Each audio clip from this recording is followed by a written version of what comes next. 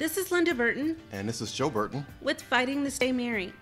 Okay, this week we're going to talk about chapter 5, boundaries, Woo-hoo. in this book. So boundaries are very important. We need to establish boundaries, and I think people don't do that as well as they should. Some people do.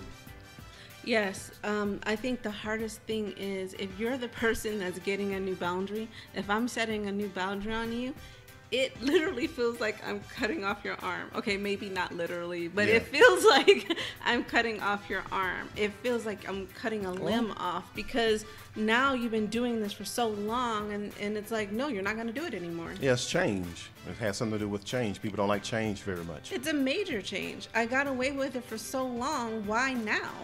That's what somebody's thinking. Yes. Yes. Okay. And it's why now is because now I want you to respect me because I'm learning to respect myself. Now is I'm tired of being hurt. Now is if you want this relationship to grow, then I need you to do this so you can help us grow together. Now is so many reasons that's healthy. Now, it can turn around and be unhealthy because I'm setting boundaries in a way of putting a wall up to protect my heart. Now, that's not a healthy boundary. Yeah, because one sentence in the book that I really like, it says boundaries are created to set the relationship free, not to entrap it. That's Yes. what, and people have to understand.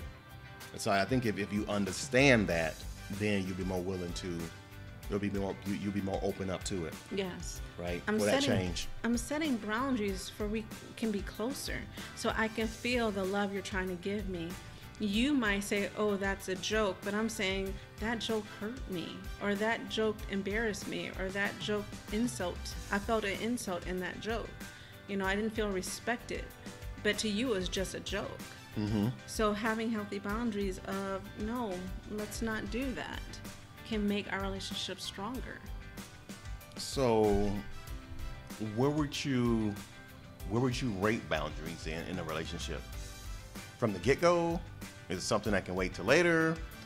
Boundaries, we have it with strangers. We have it with everyone. So naturally, if somebody get close to you, like within that little space, because Right. we as Americans, you know, we don't like people getting too close to us. That's a boundary. How close? How close can I get to you? You Yeah. know, can I get close enough to hug you? So we have boundaries with strangers. When you're talking to someone, Yes, when you're talking to so someone. you have to be at what, 2 feet, 3 feet. You can't be like right in their face or like And it's close what to you're them. saying to the person. Yeah. You know, I know I'm bad with names, and I have unique nicknames for people that's really close to me that, you know, known them less than 6 months. And the boundary is it okay to call you that name? You know, Okay. instead of assuming it's okay for me to help remember your name. Some people don't like nicknames. There's so many different boundaries that we can set up, but we want to make sure we're doing healthy boundaries. Yeah. Yeah, because you don't want to get into a relationship or be in a relationship and then 2 years down the line, issues may arise because of your boundaries. Issues.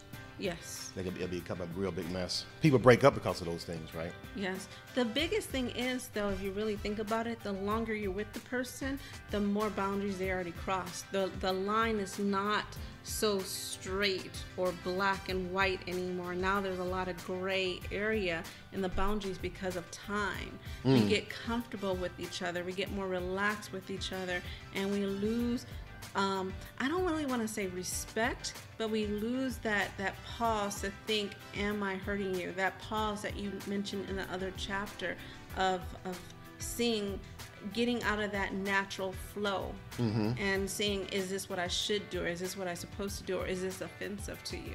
Gotcha. So it reminds me then of checkups, like constant checkups in your relationship. Yes. Taking the time to ask, how are we doing? Taking the time to ask, like we were talking about expectations. Am I meeting your expectations? And this is something like because I continue to think this is very much not natural. It's not natural. We just And go. know where your limit is at. Because like I just said, meeting your expectations, it's not my job to meet all your expectations. Yeah. What is it realistic? And it's not my job to guess where your boundaries at. You need to tell me. And I'll never meet all your expectations because I'm human. I'm not perfect. And you have to figure out how to meet some of your own. You got to figure out, like, the introduction. That's why I said the introduction is so important. Know yourself first. Know what you're carrying, what luggage, what baggage are you carrying from previous experience with relationships, with your family, with things you saw on TV, what your neighbors do, what you learned at school. All that stuff influences you with your boundaries of what is okay and what's not okay. So why do you think people are afraid then to express their boundaries? Some people are not. Some people have such strong boundaries, you can't get close to them at all. And then there's other ones that don't. That's a good question. I wonder if it's they don't want to lose the relationship, because you might, because some people really find someone that they really, really like, and there's something that person is doing that bothers them, but since they like them so much.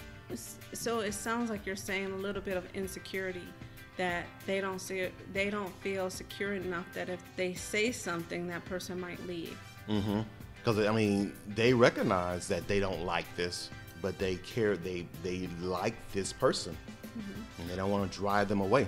Or a person that don't like conflict. Okay. So they'd rather take all the hurt and not have healthy boundaries because they don't want conflict. They'd rather just deal with the pain. So do you think that person can get resentful then? It builds up. You can't After a think while, so? it will build up. I mean, everything, all that have to come out somewhere. It's coming out somewhere. Who's getting it? And how is it coming out? Some people are very passive, and I guess we can't put everybody in the box, because you will have somebody that will just lay down, really. Not to be abused, but not press things. Yeah, that's another way of them abusing themselves. You think so? They're taking something that they know that's not right against them or on them. Okay. So what did you think about this chapter, though, boundaries overall? I really like this chapter. Okay. This is a chapter that we sometimes forget to look at in ourselves. Do we have healthy boundaries? Look around and see all the way around, what boundaries do we have, and are they okay? Is this one too high and too strong because I'm really doing this because I got hurt from a previous relationship? Or is this one too low because we've been together so long and they just won't change, and I gave up because I kept on trying to ask them to, and I can just get used to it. Even though it hurt, that's just who they are. It's that line of looking at all our boundaries, and with one person you can have mixed boundaries with them. So it's understanding your boundaries, understanding what's important to you and what you want. And that's the most important thing. What do you want? Know what you want. How do you want to be treated? If you don't respect yourself, how are other people going to respect you? A two-way street. So it's not only to set your relationship free, then boundaries, but it's also there to protect. Yes. Right? Yes. It protects you, and it can actually help you become closer with somebody, because now you're speaking on what hurts me. So you can stop doing that, so I can appreciate our relationship and we can grow closer. So what if you have one of those hard cases then? Right? You love doing that. What? What's the hard case? Like, what if you have somebody that's just keep pressing upon it, just keep not trying to disrespect you or not heed your boundaries because they're mean, right? But they just because you can have nice people, you can have somebody nice, Well, like, oh, come on, I kind of feel like they can't respect you if they're not respecting your boundaries. It's one or the other. No, they don't have that. They don't have ill intent in their heart. They're not thinking like, okay, I'm gonna get this. It's just something about their personalities, something about them, right? So what do you think? Because now you got to be careful, because they're a nice person. You don't mind being around them, but they're constantly coming close to your boundary that you set up, and they don't quite get it yet. Well, then they're but you're not trying to keep that. respecting you. Yeah, but you're trying to keep that relationship. They're not trying to purposely offend you. They're not trying to purposely disrespect you. So, is there a number of times you set them down like, look, eye to eye? You need to hear me right now. Like, how do you gently? Because you don't want say it's someone that you don't want to lose as a friend or something like that. The closest one, and I use this in a class about us. Okay, I use the example. We've been married 27 years, right? And I still use this example in class of how I make your grits. Is that a good boundary of what you're talking about? That you do not want me to put pepper in your grits. And when I got raised, I always put salt and pepper in my grits. So it took me almost 15 years and I still mess up sometimes of remembering not to put pepper in your grits. You ask me over and over and over and over again, Linda, can you please not put pepper on my grits? Linda, don't put pepper in my grits. Linda, I'm not going to eat these grits because you put pepper in it, right? Over and over again. You gave me something that you want me to do. This is the closest thing I can think of what you're saying. And for whatever reason, because I got raised putting it in there, it's a natural instinct. It's like rice. You automatically put salt and pepper in it. You know, it's rice too? Yes. I don't know pepper on my rice. So it's something I naturally do without thinking twice. Now that's what a relationship you have. Like, let's say, because I'm your husband. But the thing is, you kept on asking me not to do it. It took me almost years to get it right because it had to get to the point that I had to take out the salt, the butter, and the grits and the water and leave that on the counter alone without the pepper for me to do it right. Now, I can do it without a problem. But I had to slow down and train my mind, okay, let me just not have pepper around so I won't do it automatically. So that's the closest thing I could think of saying, okay, I can excuse that. But at the same time, I would apologize saying, I'm sorry, I forgot. Or I've been doing this way for 20-something years before I even known you. Or we met 20 years. 20 years before I known you, I always had it this way. And now it's like you want me to change, you know. It was hard to do that switch over because it was a natural instinct to do this, and I had to learn how to change that. Something like that of crossing, I'll use that. That's probably not a boundary, but something like that that's so minor of that, but you see me trying, that's one thing. If it's something major of don't call me after 9 and you keep doing it. By mistake. Yeah, it's just like, that's right, I forgot. That's a little bit stronger, a little bit more of you can just not answer the phone. You could put your thing on your phone on silent. Do not disturb, silent. You can answer and say, hey, it's after 9, call me in the morning, and just don't let them, make it clear and hang up. There's other things you can do to help get them back on track to do that. So little things like that maybe, but major things of how they talk to you or touching you or abusing you by words or physical. Other things, putting your business out there, sharing your private conversations to the public, other things, that's something you can't let go by. Those boundaries need to be set in stone. They are there. They're not flexible at all. So, because you can have boundaries. You can even be in a relationship for a while, for a really long time, and then have to set a boundary. Yes. Right? So it's not always new relationships. So, but I guess since this is the context of relationships, then of partners in a relationship. Okay, because I at one point I was thinking about outside relationships, not necessarily intimate relationships as far as couples, but somebody that's a friend, right? Because you got boundaries all over the place, for all types of relationships. Well, you should be a friend before you become a partner, so that should be already established. Ooh, you should be a friend before you become a partner. Yeah. Well, I mean, yeah, nobody just walks up and be a couple, do they? Like after 6 hours of seeing somebody. I guess you could be. I don't know. I don't know either. Well, hey, you know what? It's a big world, and there's a lot of different kind of scenarios, a lot of different kind of variables. So I think the biggest thing too is just communicate. Because after all these things that we talk about, you're right, communication, I think is the big umbrella.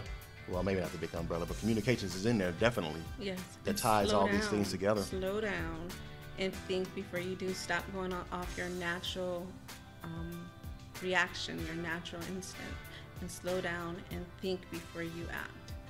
Yeah, I can remember when you said that. A friend of ours always say, if you want to mess things up, just be natural. Yeah. Right. Yeah. So yeah, you gotta learn what natural part is the good thing, right? And then what did you do natural that is actually devastating? Yes. Because that's why we come up with different terms. Think before you speak. Don't look before you leap.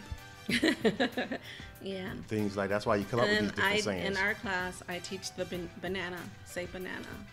And I use the example of a banana being on the floor. You're going to choose to step on it and slide and damage the relationship more. Go around it. Don't let it get to you. Turn around in some cases saying this is not a healthy relationship. I'm not going to do anything with it. And when you have time, the goal is to pick it up. Why is this a banana? Is it me? Ooh. Is it them? Is it the issue? Is it my past? What is the banana? I don't even think I want to be in a relationship with somebody that's purposely slipping on a banana. I'm going to slip on this banana on purpose. Well, I don't think they. Well, some people do. Some people do because of just what they've been through. Some people don't realize that they do it when they're angry. They feel like they're not being respected. They feel like, the person's not hearing them. We have so many reasons why we slide on that banana, and sometimes we slide on it without even realizing it. Somebody triggered us, and we didn't even realize that was a trigger until after it's over and gone, and you slid on that banana. Okay. Well, I think that was very good. Cool. I enjoyed the chapter as well. Any last words? What is the question you picked? What question did I pick? Well, let's see. I did not pick a question. I highlighted a sentence that I said earlier. I wrote some notes against that one. So I didn't have a particular question in mind that I wanted to discuss this week, but it's just boundaries are created and set to free the relationship, not entrapment, or not to entrap it. So one thing I did write for this is if you only care about not getting hurt, then you're not ready to be in a relationship, even if you are in a relationship already. That's so true. That's so true. If your guard is up so much that you can't grow with the person because you're not allowing them to be in, that person can never get close to you. You're right. So what is the final question that you normally give them? For this one, okay, well this week then, I'll do question 3. It says, what are your triggers and how did they come to be? That's a good one. Right?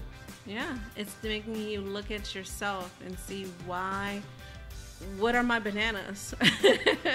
Well, can I pick any of my bananas up? Like, is it me? Is it them? Is it from my past? Am I misinterpreting them? That's some good reflection right there because you got to now you have to know yourself.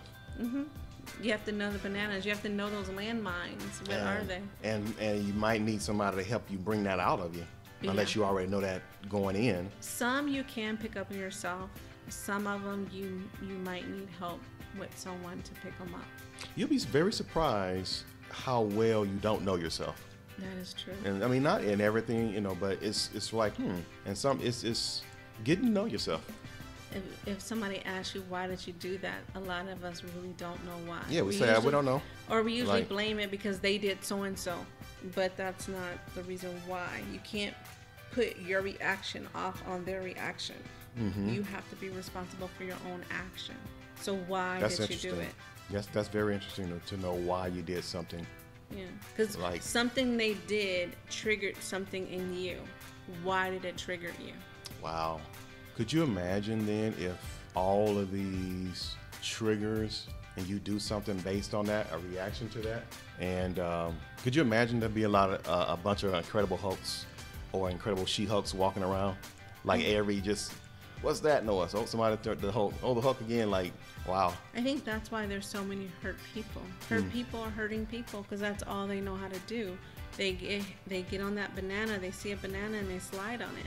They get that trigger, that bomb, and it explodes, you know, and they never take the, why is that there? How did it get there? Yeah. How do I get rid of it? Wow. And there's some bananas that's green, that's fresh, that just got there and it's the first time, let's figure it out. And some of them are brown and rotten and starting to stick to the floor because they were so much down in our childhood that it's hard to pick it up. And that's when we need help. Gotcha. To pick it up. Okay. So it's kind of like seeing what type of banana is it? Is it a green one? I could pick this up real quick. This bothered me because of this. Is it a yellow one? Is it, you know, yellow with brown dots? Is it a brown one? Is it just black and old and crusty? And, you know, I should have handled this when I was, you know, 10 years old or 8 years old. Gotcha. So. Okay. All right, so we're gonna wrap it up there. So if you have any comments or questions, please leave them in the section below. Don't forget to hit the subscribe button if you're watching on YouTube. Even visit us on Patreon and at patreon.com/fighting to stay married. Yes. Pick it up there. So we will see you next time. Thank you for listening. Thank you.